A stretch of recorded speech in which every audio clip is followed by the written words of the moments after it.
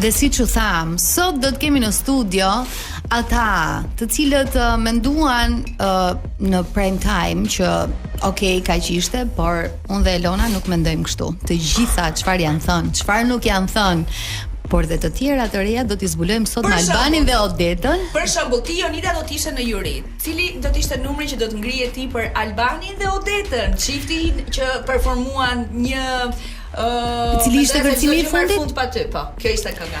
Tani vetëm për këtë këngën. Që ka qenë dhe vazhdon të jetë një nga fiksimet e mia dhe është një himn i Top Festit. Në mënyrë absolute nuk do jepja kur 4 njerë si fillim. Do me thënë, unë po them 4 jo, por që do me thënë dyshi nuk parashikoj. Mirë se vini një herë në Top Albania Radio. Alban Nimani dhe Odeta, një nga çiftet më simpatik të këtij edicionit të parë të Dancing with the Stars. Faleminderit. Si janë këto ndjesit post eliminimit? Do me thënë, cilat janë gjërat e para që ju kaluan në përkok, në përmendje? Ne tani u eliminuam, nuk kemi më pjesë e Dancing with the Stars. Nuk e di, merituam, kërcoj mirë. Domethënë, cilat janë ato ndjesi dhe ato çka keni ndarë me njëri tjetrin në fill pas largimit nga Dancing? Tani son Alban. Afro pak detaj. Okej. Atëherë impakti i parë në momentin që mbaron e gjitha, ke një ndjenjë emocionale shumë të fortë, që do të thotë e gjitha ajo ngarkesë emocionale që ti ke mbartur gjatë gjithë pjesës së përgatitjes, që nga fillimi i startimit të provave tona, pa dal akoma pjesë e show televiziv, je gjatë gjithë kohës që e mban veten shumë të karikuar, je mirë, si e mirë, je në humor, si në humor, domethënë gjendja jote duhet jetë gjatë gjithë kohës dhe për të transmetuar më tepër tek partneri jo duhet jetë shumë pozitive. Dhe në momentin që e gjitha mbaron ti ke një lloj nuk do të thoya çlirimi të kësaj gjëje, pasi absolutisht që unë vetë personalisht do doja që rrugëtimi jonë të ishte shumë i gjatë. Keqardhje? Se jo. Kisha keqardhje? Kisha keqardhje, sigurisht, nuk mund ta mohoj dot. Edhe pse deri diku me Albanin kishim disa situata dhe gjëra, sigurisht pjesa më e madhe ka qenë e pëlqyeshme, absolutisht.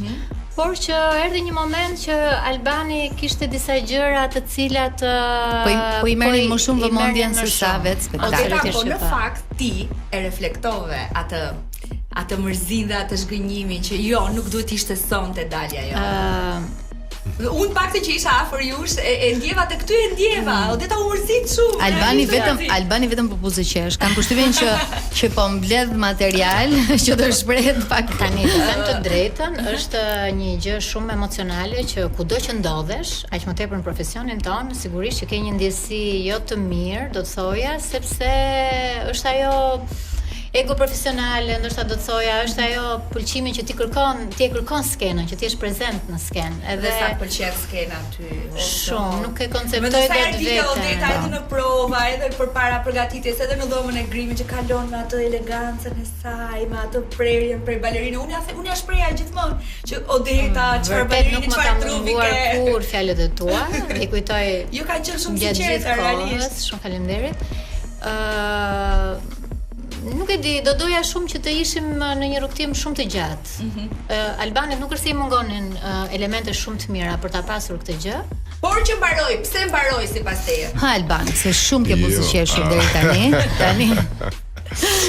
Jo, unë domethënë jam shumë për natyrës pas parës kam qef më lidh me diçka.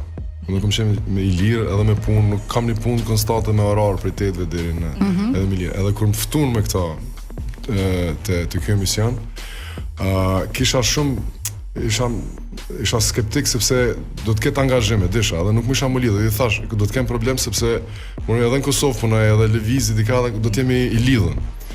Edhe unë kur jam fut këtu, plus që një artist si ty duhet ta njohur shumë shpirtin artistik, e besoj totalisht. Kam edhe shumë angazhim, domethënë edhe me qendrën që udhëheqet kulturës, kemi shumë projekte të cilat do të flasim. Po, të cilat edhe do të më mbyll brenda këtij muaji, domethënë që jam të rrezikuar, i kisha asaj, edhe unë isha fut me mendimin që do të kem maksimum, domethënë kur fol edhe me produksion edhe me koreografin, thash unë do të futem se këto këto fusha tjera vallëzimet nuk i ndjej, nuk i e kam shumë probleme për shtat, për shembull këto salsa, këto që është natyrë, është shumë vështirë.